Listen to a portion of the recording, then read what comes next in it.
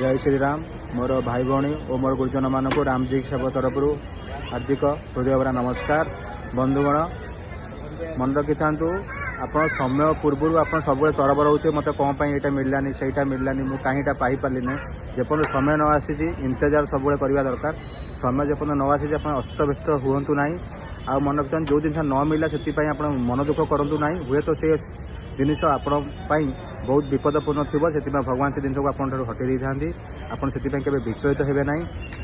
आ मन रखता जीवन में दुनिया सबू दुनिया जिते जन अच्छा आप समस्त खिलाफ जी कि बापा माँ खिलाफ केवे जीवेनि कारण से मैंने ही आप जीवन को आज एत बाट आनी था। प्रभु रामचंद्र 14 वर्ष वनवास बापांकर पितृसूत्र पालन करने जाते आम मैंने आज 14 दिन भी बापा माँ सम्मान दे पारे करें। तो ये मोर छोट मेसेज सब मन रखी था बापा माँ को सब इज्जत दिंतु आउ सब भल पाइबा दिंतु आउ सेवा करूँ कारण यहाँ कहवा द्वारा मैं यहाँ कहूँ एपाई प्रभु आम शिखा प्रभु रामचंद्र से केते पितृसूत्र पालन करते आम मैंने भी पालन करवा कारण जिते बड़ विपद थे भी छोट आशीर्वाद रे आपणकर विपद हटि दिवे। ये कहबार जय श्री राम। शुभ मंगलवार आज दिन समस्त शुभ मो प्रभु को आप दर्शन करूँ। जय श्री राम जय श्री राम जय श्री राम।